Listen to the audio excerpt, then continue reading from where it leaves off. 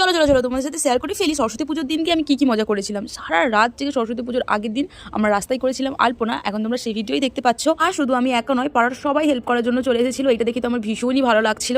আর দেখতেই পাচ্ছ এখন আমাদের সেই প্রসেসিংই চলছে আলপনা করার। পরের দিনকে তোমাদেরকে সুন্দর করে দেখিয়ে দিচ্ছি এগুলো শুকনো হয়ে যাওয়ার পর কতটা সুন্দর দেখতে লাগছিল। এরপরে কিন্তু সকাল সকাল আমরা বেরিয়ে গেছিলাম অঞ্জলি দেওয়ার জন্য। আর অঞ্জলি দিতে গিয়ে এত ভিড় ছিল যে আমরা তো দাঁড়িয়েই ছিলাম কখন অঞ্জলি দেওয়াটা কমপ্লিট করবো। সরস্বতী পুজো মানে কিন্তু একটা ঘুরতে যাওয়ার ব্যাপার থাকে। আমি আর আমার একটা বন্ধু মিলে বেরিয়ে গেছিলাম ঘুরতে যাওয়ার জন্য। আর প্রথমেই চলে গেছিলাম আমাদের কলেজে, আর গিয়ে আমরা প্রচন্ড আড্ডা মজা দেওয়ার হাসাহাসি করা শুরু করে দিই। এরপরেই আমরা কিন্তু চলে গেছিলাম পাশের কলেজেই, মানে এই চাইটিতে। সরস্বতী পুজোয় মানুষ ঘুরতে গিয়ে কত সুন্দর সুন্দর ছবি তোলে, আর ওইখানে স্ন্যাপচ্যাট করে নিয়ে ভুল ভাল ছবি তুলে যাচ্ছিল।